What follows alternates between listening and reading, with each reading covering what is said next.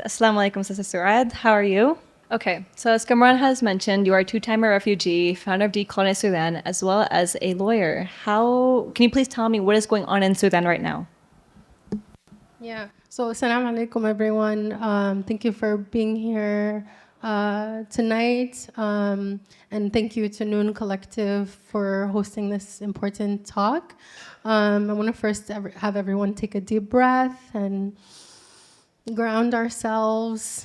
Some of what we'll speak about is a little triggering and a little dark because it is a dark reality that we're facing in this dunya currently. So just to disclaim there.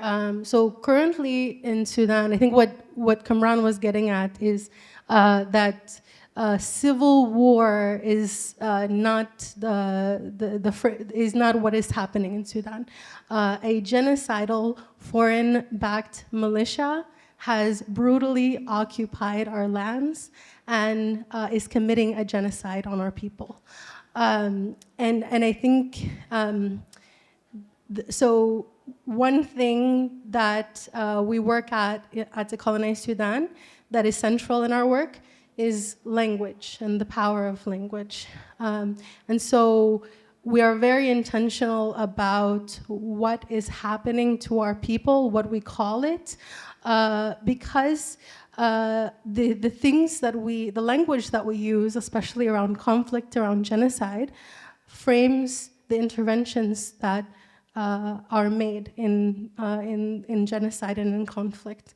And we'll speak a little bit more about that, but for just a very brief primer on what has happened in Sudan within the past 5 or so years. There was a brutal dictator that people took to the streets and called for firstly, they called for a viable standard of living. The people were living in poverty, and there was increasing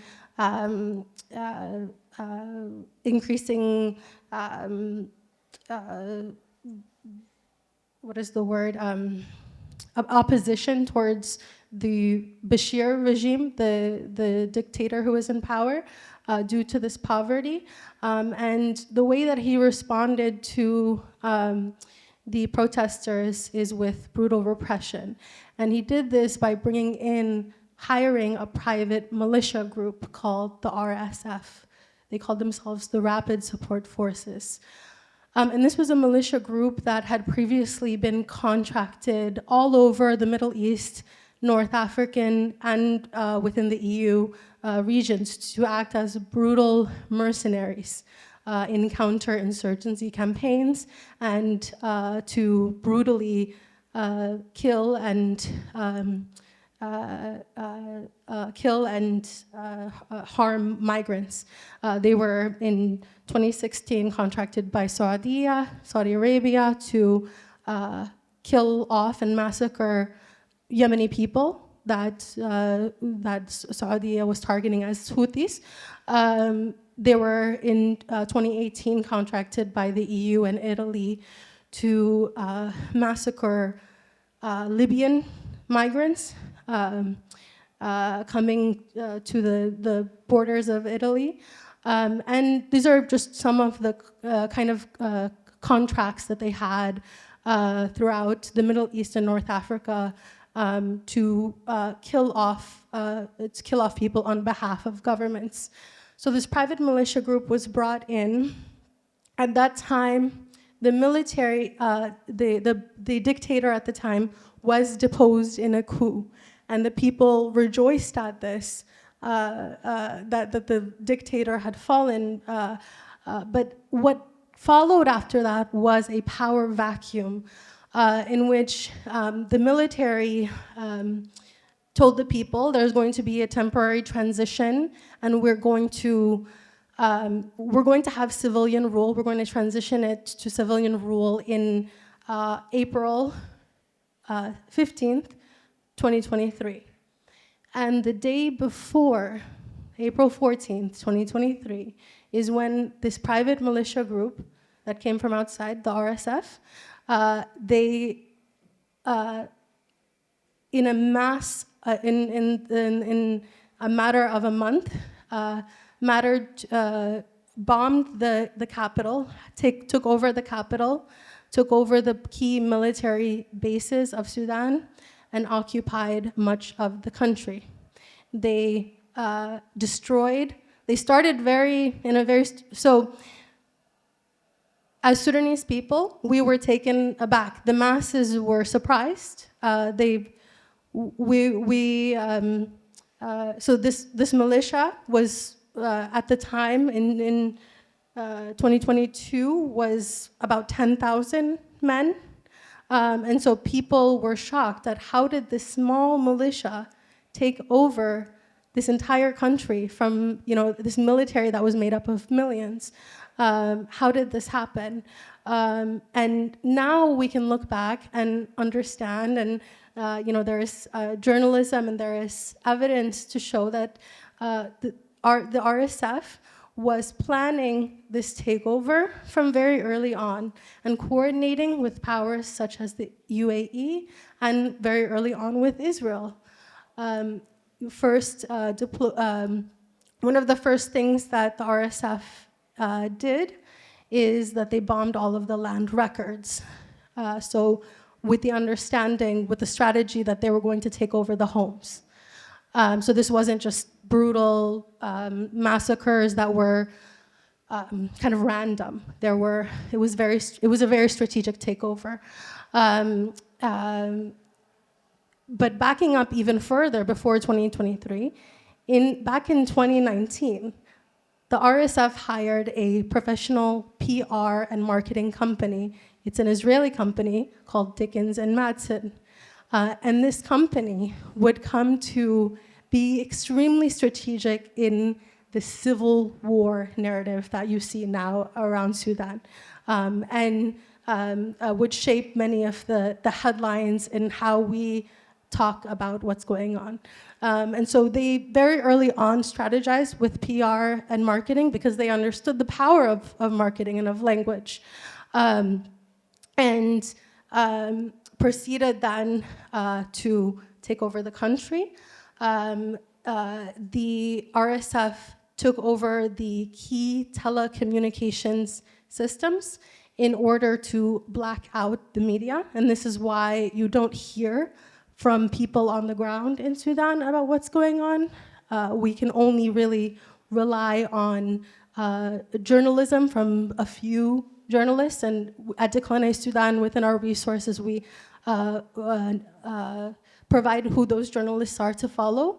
But really, there's just a handful of journalists, and this is a lot of why, because of the strategic marketing of the RSF and the PR campaign, and the subsequent UAE PR campaign, and combined with the mass control of telecommunications in Sudan, this narrative of civil war was able to flourish, while those on the ground were clear about what was going on. And what was going on with them was brutal massacres of whole villages. There are entire families, entire lineages gone. The head of the RSF, his name is Mohammed Dagalo, they call him Hameti. And one of the first things he said is that the way that you control the men is that you have to control the women. And that is a very vital part of their strategy. They rape the women. They take women and girls and as hostages and as sex trafficking these young girls. They also take child soldiers, and this is a lot of the makeup of the militia, is child soldiers that are some child soldiers taken from Sudan, but also mostly child soldiers taken from neighboring states such as Chad and Uganda. There are also, the makeup of this militia is primarily paid mercenaries. So some of so these men mostly in Chad are promised more money than they can ever imagine in their life to come and fight in Sudan. And they're not told anything about the strategy, about the occupying, but they're told if you take over a home, then you can occupy it. And so they're incentivized. It's a business, of privately paid individuals, and also of coerced and trafficked soldiers. And so what's extremely important to identify with the RSF is that it is a corporation. It is a registered transnational corporation, and the head of it, Mehdi, has I will, yeah. I won't rant because there's a lot to get to, but inshallah we can cover more of this. Yeah. No, you're doing so good. Jazakallah for that briefing. It was really informative. I did want to ask, you talked about the RSF and how it is a corporation. What do you think is the motive behind that corporation, and why did they specifically target Sudan? Yeah, I mean, it's the motive for, I would say, all of the conflicts in the world that we're facing. It's a land and a resource grab. It is all about resources. And Hameti has become a billionaire since 2023 from this endeavor. And he has done this mostly by selling gold. He has stolen and sold billions and billions of dollars of gold. And the primary beneficiary of that gold has been the UAE, the United Arab Emirates. And in exchange for this, the UAE has been the primary funder and provider of weapons to the RSF militia. And so at the core of this, to understand, is that it is a grab for resources. And this is, like I said, not dissimilar to any other conflict that we see in the world today. So what's happening in Congo is very similar. There was a militia that came out of, that initially, when the head had come out of the ranks of the military of Congo, created his own private militia, and then took over, and now he's making deals with countries like Rwanda to extract the mineral resources of Congo. So this is something that is not, so the issue of private militias is something that we're not immune to. That, I mean, I could speak even today, Trump has deployed the Blackwater American private militia in Gaza, and he is also deploying this same private militia. There's a prospective deal that he's going to use the private militia to detain migrants within the U.S. This private militia is going to act on the president's behalf to capture people, to kill people abroad, and possibly kill people domestically. It's a very, very eerily similar situation to how we got here to present-day Sudan. So it's something that the issue of private and privatization, especially of defense, is something that military spending, is something that is not an issue unique to Sudan. So you talked about how, well, everything you're saying right now, we don't see in the mainstream media at all. I would say that I personally thought the Sudan civil war was actually an internal conflict. I could have imagined it came from UAE and Israel, and everyone else has a play in this part, much less a corporation. So can you tell us, how has the media played such a severe role in misleading almost, I believe, all of us in this aspect? Yeah, so I think one of the key issues in journalism around Sudan is that and this is not even an identity politics issue. It's that the journalists themselves are not Sudanese. But they not only are they not Sudanese covering the issue of Sudan, but they have never studied in Sudan. They've never stepped foot in Sudan. They might never have spoken to a Sudanese person, and they're maybe just placed on, okay, you got the Sudan story, and they're just repeating what their other journalist colleagues have already published on the issue, which is that it is a civil war. So the civil war narrative began within Zionist sources. Within the Jerusalem Post was one of the first to publish this kind of framing of Sudan as a civil war. And I would pay attention to that in how particularly Zionist sources use this framing, because now it is being, the issue of Sudan is being weaponized against Palestine, and the bodies of Sudanese people are being weaponized against the genocide in Gaza by saying that somehow there's a civil war or there's genocide happening in Sudan, but people don't care about it because it's an internal issue. It doesn't involve Jewish people, and therefore it's the outrage, the protests around Gaza are anti-Semitic. This is the argument that they're using. So I'd pay attention to that argument, because I'm seeing that a lot more, that rhetoric being weaponized by Zionists in particular. So this, again, this narrative was very intentionally put out by professional PR and marketing sources. And then from there, I would say there a lot of, when people talk about how there is anti-Blackness around talking about Sudan, what comes to mind for me is that because it's an issue of Black people and Black people in Africa, there's a dismissal of, it's African issues are usually internal. It's just Africans fighting amongst themselves. And therefore, a mental block kind of occurs there that I would call bias, where you don't investigate further what is actually happening there, who's involved, who are the actors involved, and where are they getting their money is the first thing that you should be asking yourselves when you're seeing these things. Where are they getting their weapons, and where are they getting their money? And so your question was around media.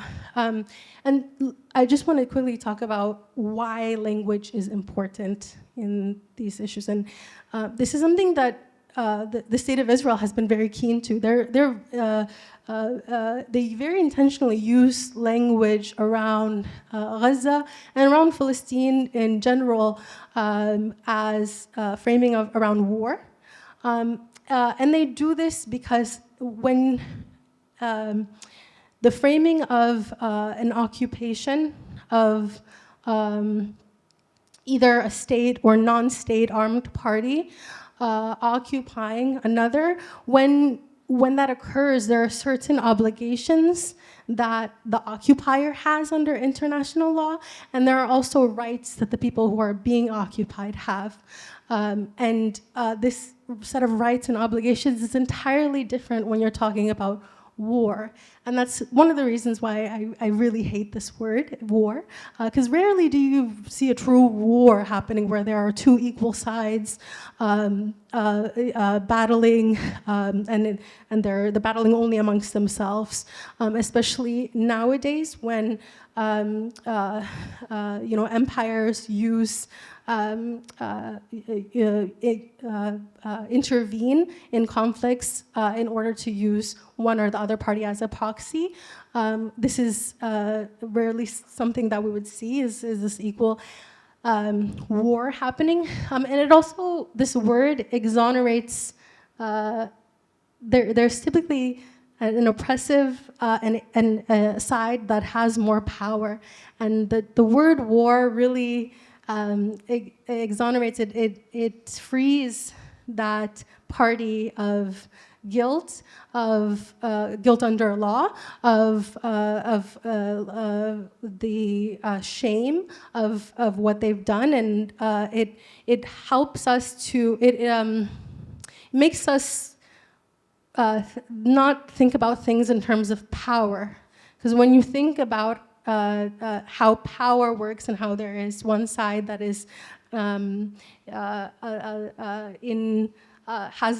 has greater power and is maybe targeting civilians rather than engaging in fair war play,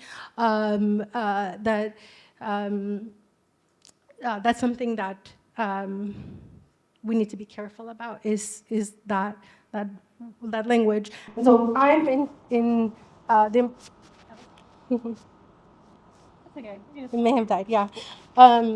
So for me, the importance of language comes from the foundation of law and how that creates and calls for different interventions, and how we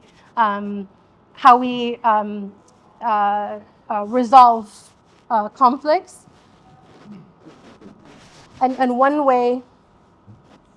Oh, no. Hello? Can you hear me? Hello? Okay, you're good. So one way that you resolve a war is you do peace talks. You come together and you negotiate about how. Which is better? Okay. What's the odds of both of them? Is that you negotiate how you're going to resolve this war, and you compromise as to what issues each party has.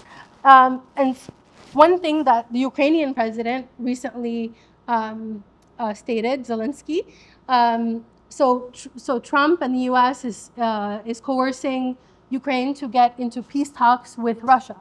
And Zelensky stood up and said, no, I am not going to sit down with my occupier and have talks. There's nothing to talk about. My people unequivocally want this occupying power out. And Zelensky has been and is being raised as a hero for doing this, and he deservedly so. He's protecting his people, and he's standing firm on the demands of his people. But why are African leaders, when they do this, when the Sudanese leaders say we're not going to go to peace talks with this militia, this occupying militia, when Congolese leaders say we're not going to sit down with the M23 militia, and also the Rwanda, their funders, we're not going to sit down in talks with them. We have nothing to talk about. When African leaders do this, they are seen as not playing ball, not coming to the table, being difficult, and bringing it upon themselves and their people, the violence that is being wrought. And so I just want us to think about how one small word, occupation versus civil war, can create this entirely different set of this entirely different reality, that where people are calling for peace talks and ceasefires, rather than an end to occupation, and very unequivocally calling for that. Yeah. Thank you so much for that information. Now I'm talking to you guys. So everything that Sister Suad has talked about, you guys would have not known if she wasn't our speaker today. Why that the reason? So now we're here, and we're passing out articles, and we're going to ask you guys, read the title and see what the real narrative and story behind it is. Nowadays, I'm sure everyone goes on Instagram, you guys are on mainstream media, you guys consume mainstream media, whether it be CNN, Al Jazeera, etc., right? You guys don't really look into past the narrative and past the title of like what's actually really happening in the world. So people are passing out the articles, sit among yourselves, talk about it, and see if you can figure out, based off of all the context that Sister I gave you, figure out what's actually trying to say and what the hidden meaning and conflict is behind it. Have fun. Does anyone need a pen? We have pens because we want you guys to basically break down these headlines and see like what seems wrong about these articles. If you want to look them up online by the headline, they're all on either CNN or the Associated Press or UNICEF. They're from a few different sources. So you can look them up by title if you need to. But the idea is to look and try to see what's wrong with this headline. Okay, so now that you guys have time to go through the articles, and hopefully you guys have pinpointed the specific words, Sister Suad is going to go through the articles and actually tell you what the article is meant to say, and then we'll go from there, inshallah. Assalamu alaikum. So this exercise was just picked out a couple of articles online at random that are pretty infuriating around narrative. And I want you to note something about the authors. So all of the authors of these pieces are white Americans. They don't have experience living or studying in Sudan.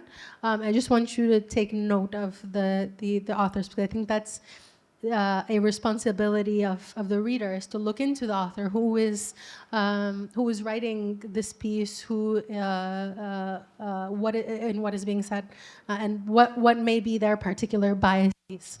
And so the first article that we looked at is airstrikes kill at least 70 seeking care at the last functioning hospital in North Darfur capital.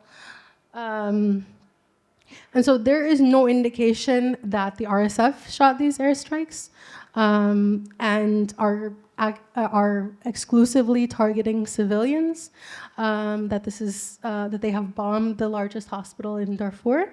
So that's an alternate title.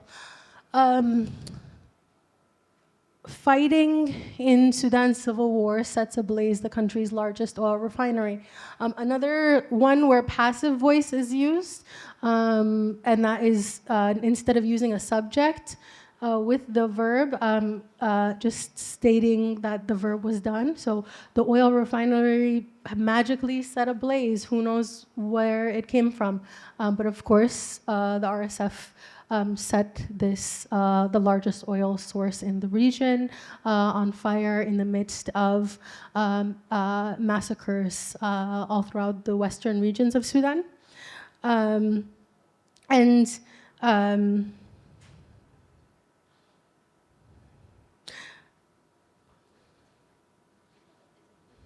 Okay. So inside the mountain stronghold of an elusive rebel movement, and there was someone in the audience who pointed out the word movement here is interesting. So the RSF has no popular support. The support of the RSF comes from those within the RSF and those who are being paid. So to frame the RSF, this private militia group with no popular support within Sudan, as a movement is misleading. And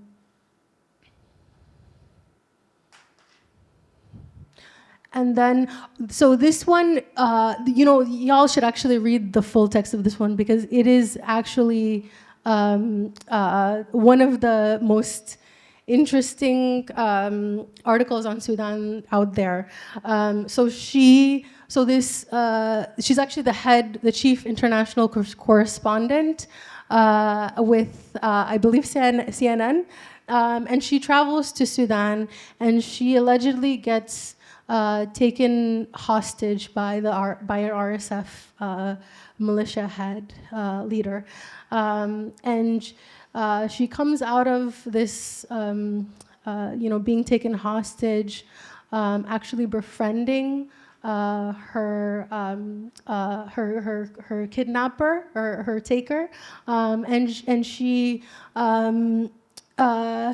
she writes this puff piece about the RSF, not having talking to anyone else in Sudan, writes this puff piece about the RSF, framing them as underdogs in a clash.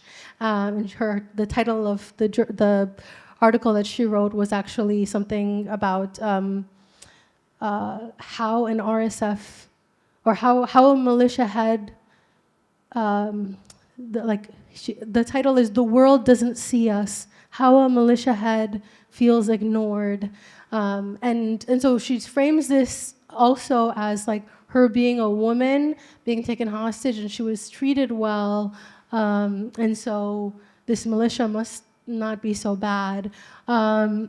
Whilst the RSF, like I mentioned, their key strategy is to control people through rape, through mass brutal sexual assault and taking of girls and women, so very out of touch piece that this woman writes. Okay, and then the UNICEF 200 Days of War leaves a generation of children in Sudan on the brink. So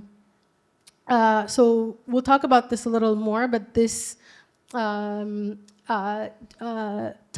is very much grounded in a charity lens, frames again the issue as a civil war, and doesn't indicate that the famine in Sudan, so the majority of Sudan's children are starving, and this is not due to natural conditions. This is man-made famine because this militia has come in and bombed the key wheat sources, the key sources of food, water, clean water sources, is very intentionally destroying vital infrastructure in order to starve the people out. And so this famine is a man-made famine. And so just framing around man-made famine. I think that's it, yeah. So through this activity, hopefully you guys have learned not to believe exactly what you see. Now, going into, before all of this, how did you get into the space of advocacy and the Sudan movement and everything else related to this? How did you, come into this? What's your life story? What's your background? So I'll first start. So I never had. I was born and raised in a very poor village in Sudan called Hasahisa, in the west, in the east. I'm sorry, and I never had lawyers. I never met lawyers or had any access to anyone who was a lawyer. So I really didn't know what this career field was. I did kind of have like a interest in social justice, and there was this word around NGOs. So the primary NGOs that operated in Sudan at that time, and up until they fled in 2023, were white Western NGOs coming in to save the children of Sudan and save the women. This is a big, the big story around saving women and children. And the primary focus of these NGOs was around FGM, female genital mutilation. Just some brief background about FGM in Sudan. There was a large movement within Sudan of Islamic scholars and combined with medical professionals that would go around and speak to Sudanese people, especially in remote villages, about how it is an un-Islamic practice and how it is medically unsound and dangerous for the child. And so due to this internal grassroots movement, FGM extremely, the rates of FGM extremely decreased in Sudan.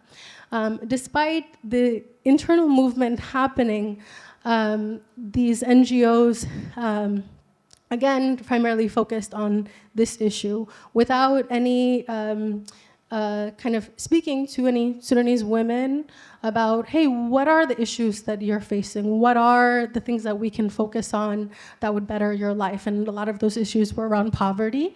In Sudan for 20 years, we were sanctioned under terrorism sanctions by the US, which starved out our people. So women might have been telling these NGO heads that maybe that's the problem. We need to lift sanctions off of our country. And issues around education, healthcare, access, that all around kind of just basic living. But these NGOs were not covering those issues. And so this idea of human rights was kind of an idea that was foreign to me. It was something that I always thought about that's not for my people. That's just a kind of a term that's weaponized by other people to come in. It's not really something that's basic and inherent that we have. So the first lawyer that I encountered, this is all to lead up to that, is, so we fled Sudan when I was a teenager. We fled from Sudan to Egypt because it was nearby. And in Egypt, we were extremely impoverished. We suffered greatly awaiting resettlement. And for many, resettlement never comes. Many Sudanese people are just stuck in Egypt or in that other place that they have fled to. But we just happened to be very lucky. And I'll tell the brief story of my dad. He would walk all the way from essentially one end of Egypt, of Cairo, to the other, every single morning in order to get to the US Embassy to ask for an interview. And every morning, the receptionist at the embassy would tell him, you don't have an interview, sir, you can't come in. And so he would do this, so he continued to do this. And one day he brought me on his back, and he brought me, and I was sitting there with him in the embassy, and this lady was passing by, and she looked at me and she just thought I was really cute. And she just started talking to me and playing with me. And from there, she was like, what do you need, sir? She looked at my dad and she said, come in. And he explained to her our story. And I just remember him, this big, powerful man, really like kneeling, like very, this is just this attorney had such power. And the power she had was that which drastically changed our lives. That she decided whether or not we would come here, and without that decision, my voice would be just as silenced as those of my family members in Sudan. So the idea of law and power stuck with me after that experience. And I told her, even in that interview, she asked me, what do you want to be when you grow up? And I said, I want to be like you. And I said that because I wanted to be powerful. I wanted to change my family's circumstances, my circumstances. I wanted to change the circumstances of my community. And that was the way in. I knew it was. So this idea of law and power stuck. And from there, I worked my way to law school. Along the way, I met passionate and amazing, like-minded Sudanese women, organizers and advocacy professionals like myself. We kept putting off creating an organization, a collective where we could make change for our people. But the events of 2023 really made that very rapid. That's the process rapid for us. We started right away because, for myself, I lost many relatives. The majority of my family was internally displaced, and some we even were able to get externally displaced. So it hit very close to home. Our homes are all destroyed, and so this was an urgency to act, and we created what is now Decolonize Sudan. And initially, this was created to report and file human rights complaints on behalf of Sudanese people, because the reporting mechanisms do not exist. Again, the NGOs in Sudan are focused on very specific issues, and so do not do mass human rights documentation. And then we started to see this narrative issue. Why are people talking about our genocide as a civil war? And where is this coming from? What can we do to change this? And so a lot of our focus at Decolonize Sudan shifted to this narrative work, which is a lot of what we're working on now. We are currently working on a documentary in Sudan, and that is going to be an extremely powerful project to give a platform for those on the ground that have been silenced. Again, silenced due to the very intentional telecommunications blackouts and due to the media manipulation primarily done by the RSF. And so that's some of our work. Yeah. It's so inspiring, but also it's kind of funny that you were able to come to the US because a lawyer thought you were cute. So it's kind of crazy, but I tell my siblings every day, I'm like, it's because I'm cute, right, that you got here. So. it's actually so crazy, subhanAllah. I did want to say, so going through your story from beginning to finish, how you were super cute and you came to the US to to now creating a whole decolonizing Sudan movement. It really shows how you almost took control of your story and you were able to create such a powerful movement. However, for us, I know a lot of us are not in the political space. We're not lawyers. We might be pre-med. We might be students, et cetera, et cetera. But there's still something you can do and to be an active member of society. So I have a question for you.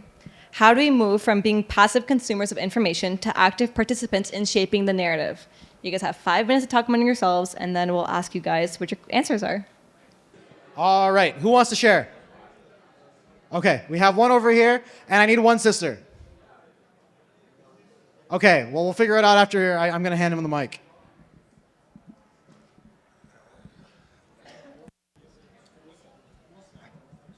So you want me to stand? Okay.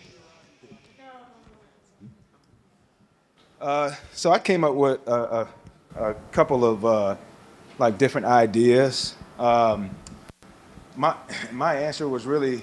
So first, let me read a quote of one of my favorite authors, because he, throughout my life, the last 15 years. Throughout my life, the last 15 years, I was inspired by him because he always provoked thought, mine anyway.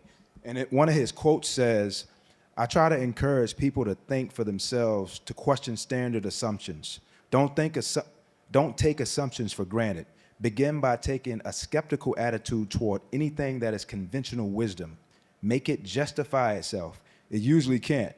Be willing to ask questions about what is taken for granted. Try to think things through for yourself.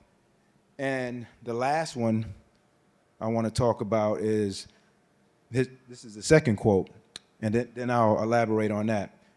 The smart way to keep people passive and obedient is to strictly limit the spectrum of acceptable opinion, but allow very lively debate within that spectrum.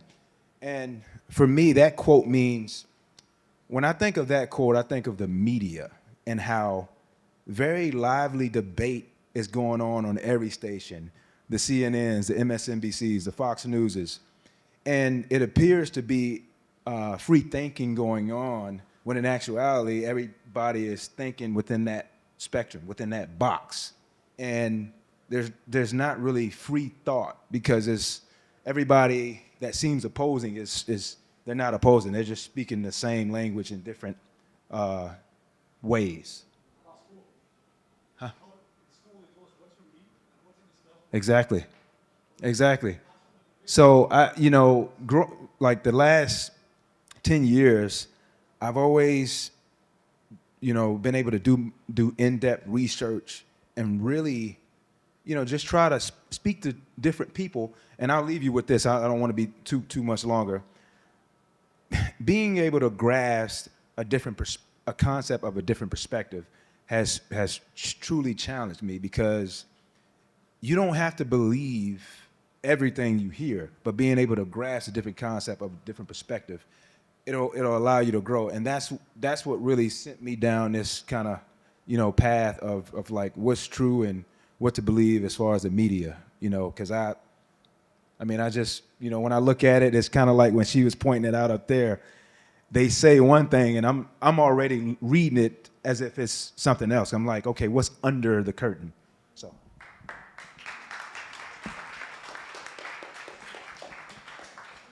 I like that idea of what's under the curtain, like thinking, coming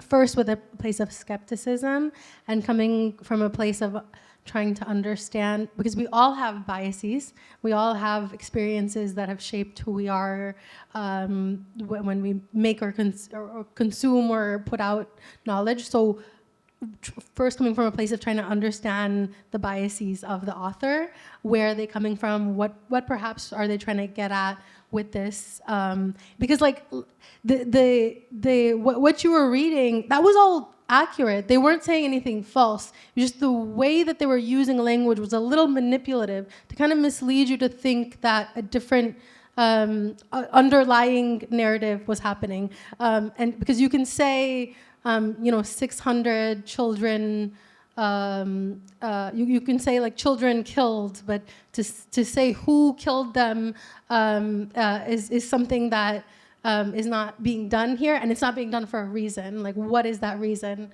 Yeah. Thank you. All right, that was all very profound. I need one person from the sisters to share. Okay, one back there.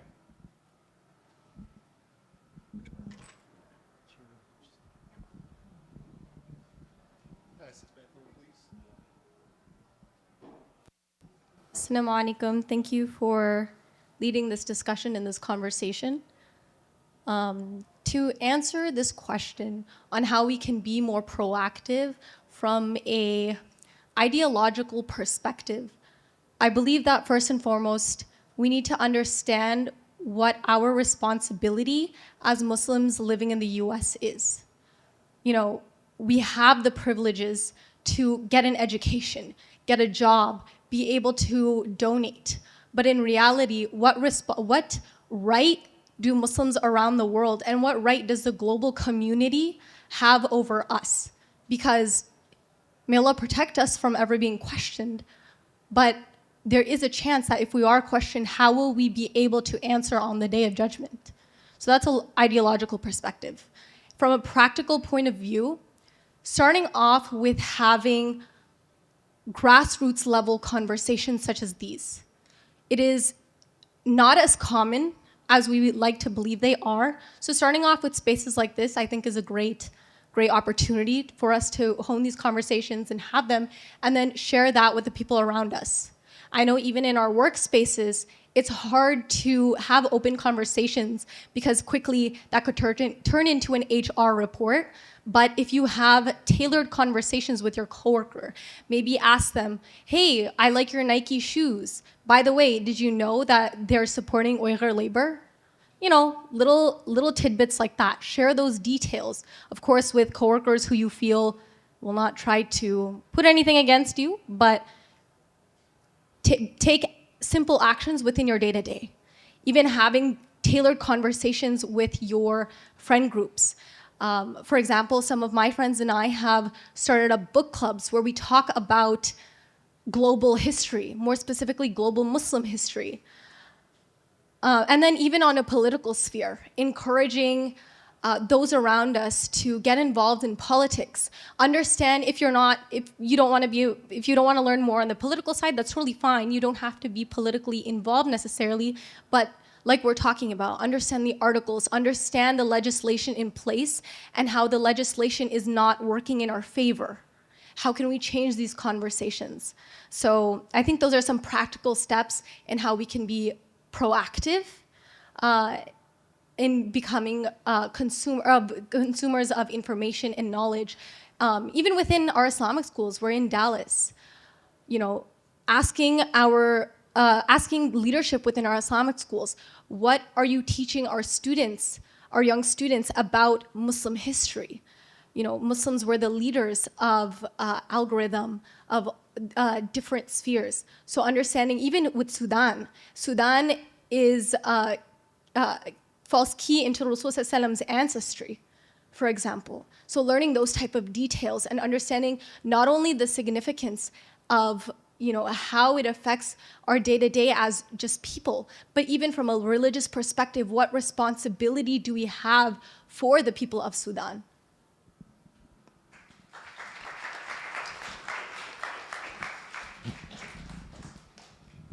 And the sister over here wants to add one quick thing. To be active participants shaping the narrative, I think we need to understand just how much power lies in ideas and thoughts.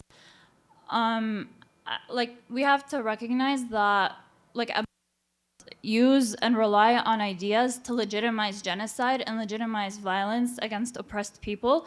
And the way that they do so is not by like giving you this like whole political narrative. No, they just make it a common sense understanding. Like, what's happening in Sudan is a civil war. Say that so many times it becomes common sense. Like, we don't question it because we hear it and they believe it, and we don't know like the background. So like, yeah, we believe it too. It's common sense.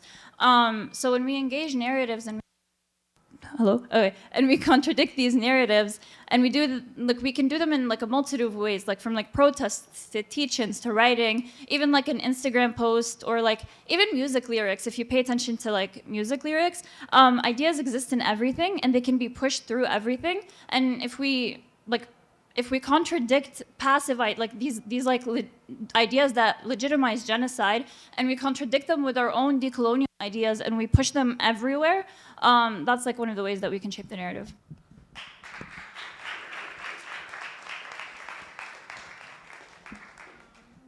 I mean, y'all are really brilliant. Y'all should come up here and speak. Honestly, I have no comments. I just it really resonated to me around the how our identity as Muslims living within the belly of the beast, within the nation that actively harms our Muslim people all over the world. How is our education being, what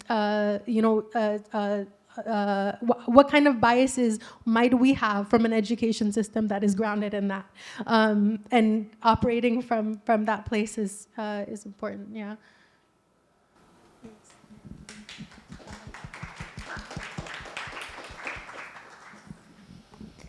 All y'all's responses were so good, mashallah. Oh my gosh. Listening to it was like so thought-provoking. So I did want to add on to that. Based off of everything you guys said and everything Sister Suad said, why are we in this position?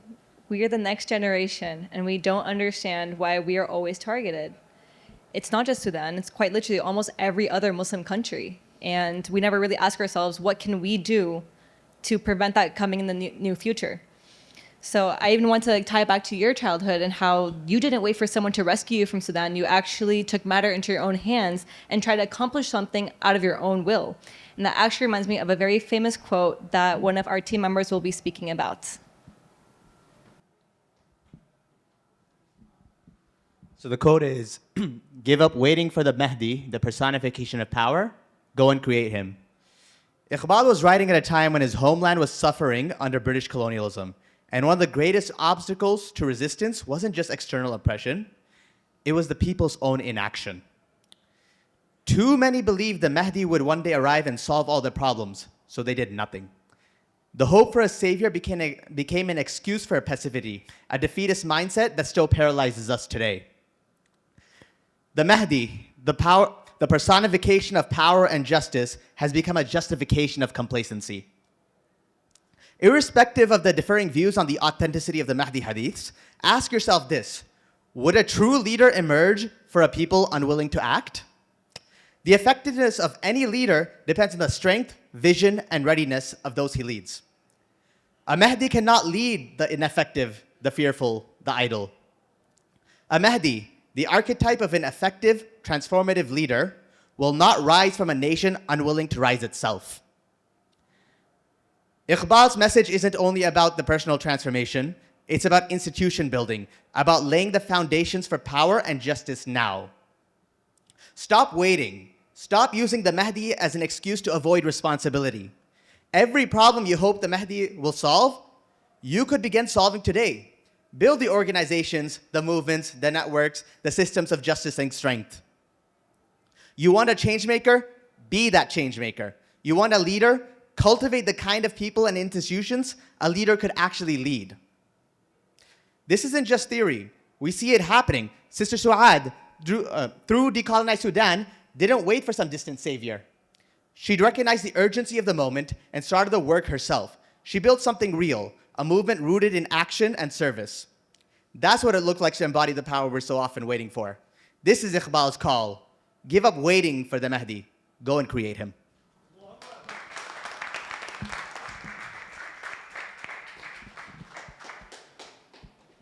So as Ansar mentioned, that we have to be change makers.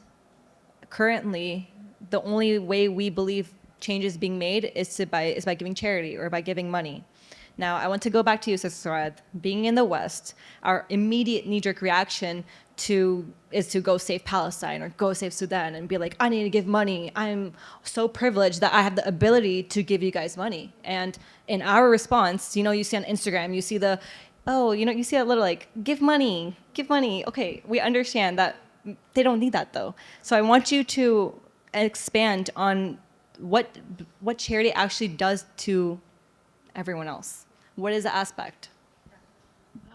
So whilst there are material needs of people that needs to be met, and there are governments and international institutions that are not meeting those needs, and so that is the importance of mutual aid.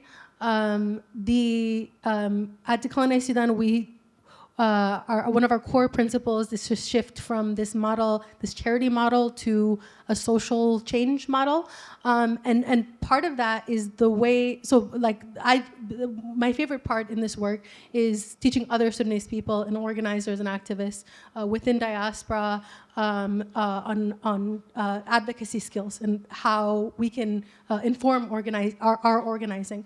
And one of the things that I really emphasize in that work is the way in which we talk about we frame our struggle rather than one of we need help us, help Sudan. Please help us. It is one of we have the right to live free of occupation, of genocide, we have a right to live in sovereignty, in self-determination. We have these rights that are imbued to us, and our obligations of third states to ensure these rights, and there are obligations to there are legal obligations to not aid and abet these violations that are causing this situation to happen, and there's an obligation not to kill, do war crimes against humanity. So the language around rights and obligations rather than one of need, when it comes to so the idea of charity is one that we need to, especially within Muslim communities, have a drastic change of understanding into one of mutual aid, of how, and mutual aid is when we give to one another. It's from a place of mutual care, a communal act that is mutually beneficial either in the short term or the long term. And I want us to think about zakat is the ultimate form of mutual aid. It is a divine mutual aid. It serves as a social safety net for Muslim communities. In fact, it is compulsory, sacred mutual aid.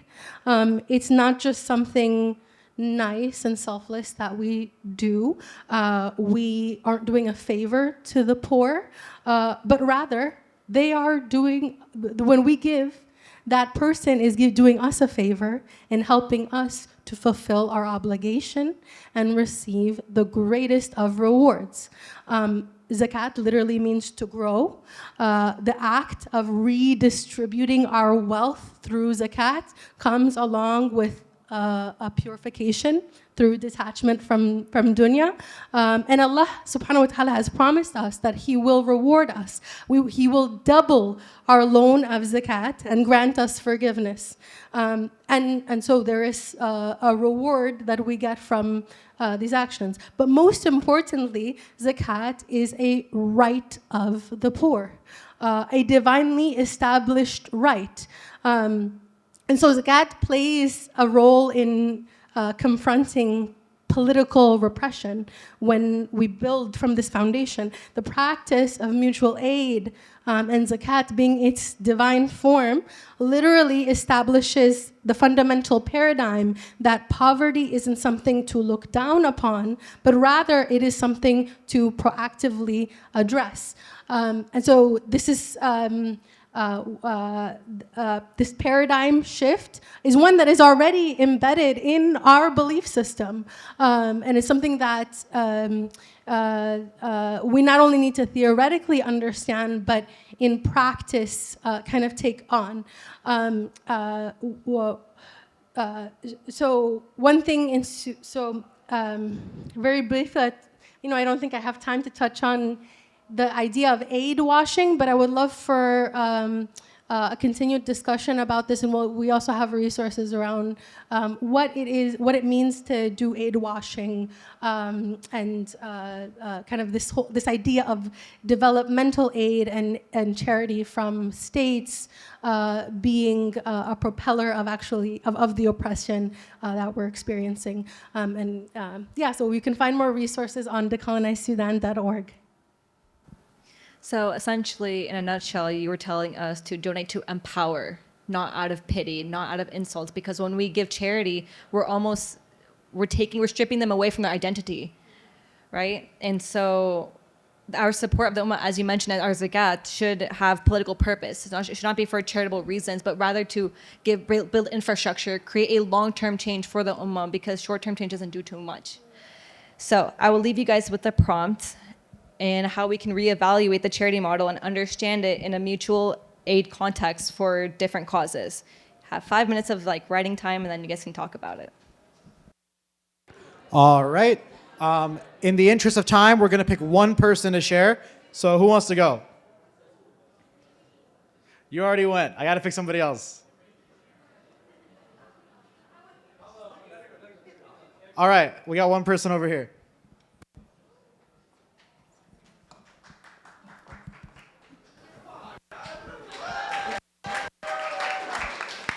Hey everybody. Salam. How's everybody doing? So I thought about this in the context of a previous conversation I was having about a week ago. And I was having an argument with this guy, and he said that the role of the government is not to provide food for people. That's the role of charitable organizations. And when I heard this, I was viscerally opposed, and I started arguing with this guy. I was like, you're evil, why would you say that?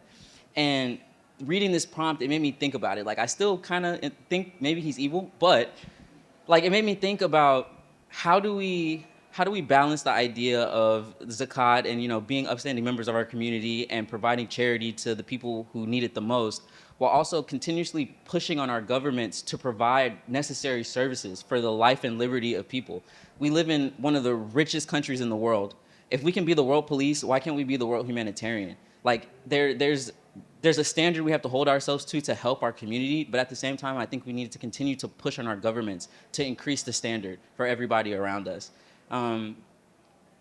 It's mutual aid, but like I said, we have to push on the governments, because if they can oppress us, they also have the ability to help us. And by turning inward and solely trying to become self-sufficient, which I agree is very important, it takes the responsibility off of them and allows them to continue the oppression that they're doing. And I think that that's something that we should think about.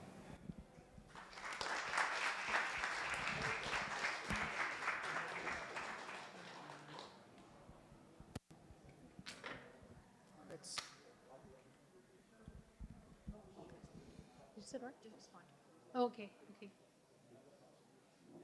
Um, so, brother, I would very much agree with you in the in that we, especially when we're pressuring this particular government, the interventions should be the demands should be calls for getting no longer destabilizing and causing harm to other nations, I would disagree. I would disagree around the humanitarian aid portion, and this is I would disagree around. That the focus should not be on the humanitarian aid, and this is for the reason around aid washing. So the U.S. has been the primary giver of aid to Sudan throughout the entirety of Sudan's post-colonial history, and they didn't do this out of the goodness of their heart. They do this, they have a country rely on them for aid in order to control that country's in Sudan's case, foreign policy. And this was very, deliberate decisions to pull aid when Sudan was falling out of line with U.S. foreign policy, and to give aid and take away sanctions when normalization with Israel happened in 2019 during the power vacuum. That was essentially a blackmailing of Sudanese at the time the leadership, saying we have control of all of your monetary resources, and we will pull them if you do not do this action. And so I think it's a very dangerous game to play, to rely on U.S. humanitarian aid for the livelihood of our people.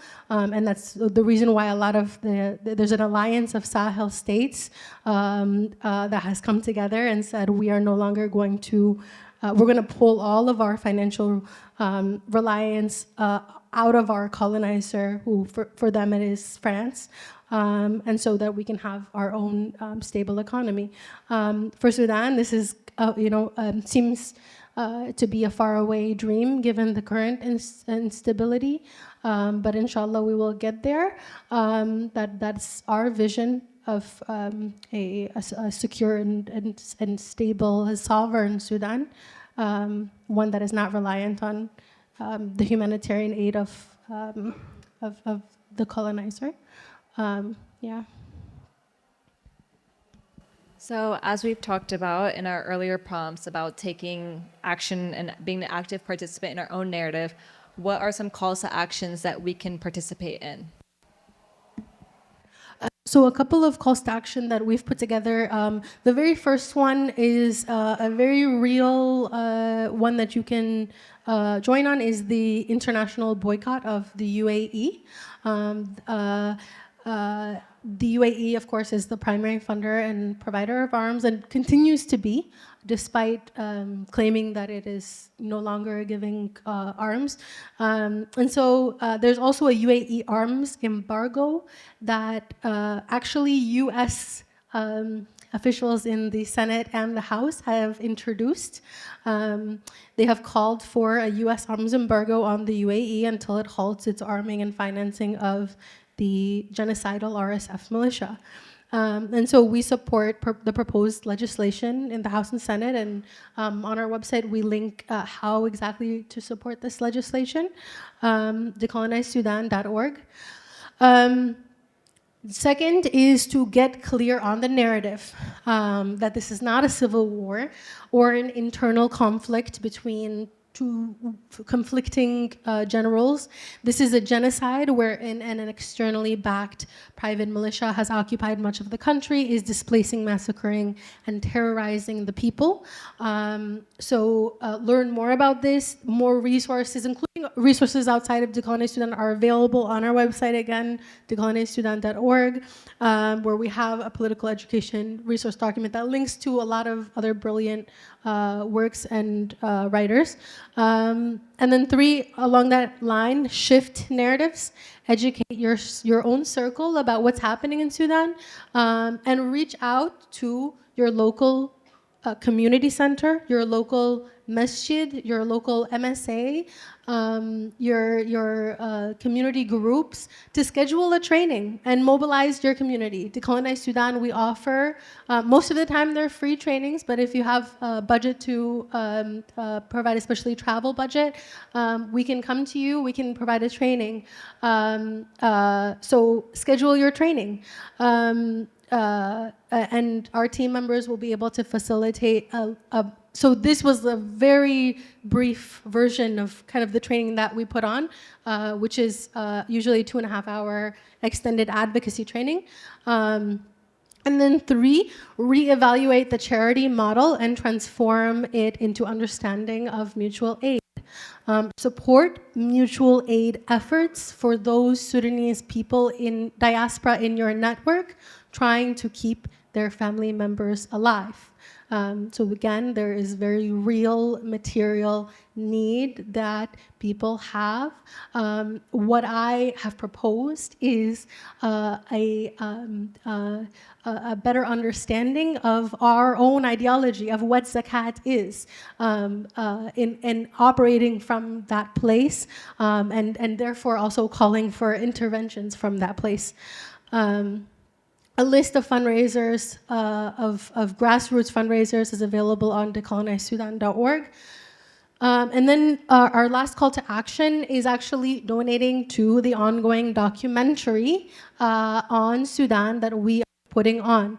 So we are going to Sudan, we're going to, inshallah, Nairobi, Kenya, to interview both internally displaced and externally displaced refugees and those on the ground in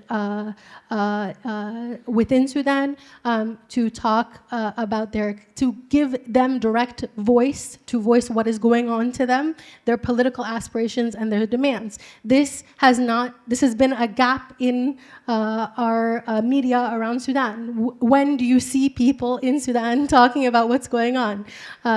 Very rarely do you see this. So we have a launchgood, launchgood.com/Sudan documentary. And we have a grant. So this documentary is happening whether or not you donate. Your donation means whether or not we'll be able to go to a different region and interview hundreds of other, give voice to hundreds of other Sudanese people. So consider donating in order for us to have a budget for this documentary. And that is final, is our Decolonize Sudan's final call to action. Follow us and keep up to date about what's going on in Sudan. It changes a lot of like the actors and calls to action and demands change on a week-by-week basis. So we usually have those updated demands, and we link to other people to follow and other organizations to look to for information on Sudan. And that concludes our interview. If you guys want to contact Sister Suad, we have an email. And if you guys have any questions, feel free to come up. I do believe Karman needs to say something, but. One second. How you guys doing? Can we give her a round of applause? Amazing, amazing, amazing stuff. The other day I was actually I was talking to a friend of mine and I asked him like he was asking about noon, we were talking about it, and he was like, yeah, noon is like that thing where leaders come in, you guys talk about changing the world. And I was like, the reality is that the world was changed in rooms like this, So I want you guys to take the opportunity, introduce yourself to the person next to you, talk about what you're passionate about, what you're working on, talk about the topic we spoke about today. And as you're doing that, I also want to give you guys the opportunity to email Sister Suad. You know, like one of the main tenets and principles that we try to promote here is like trying to connect you with like incredible people like her. You know, take that opportunity. You know, don't wait for the Mehdi type beat. You know what I mean? Like, do your thing. I want to thank you guys again for coming. I know the space was kind of tight. We were having mic issues. Forgive us for any of our shortcomings. Thank you guys so much. I appreciate it.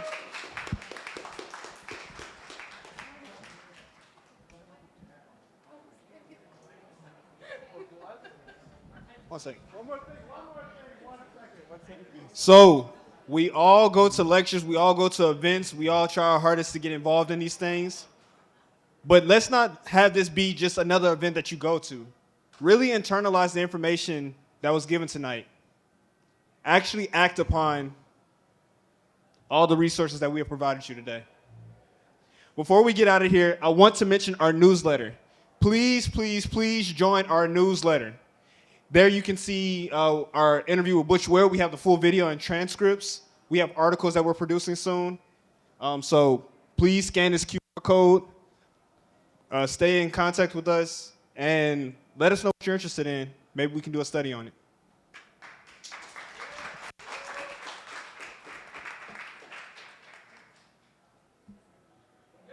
We're good, guys. Go talk. Let's finish.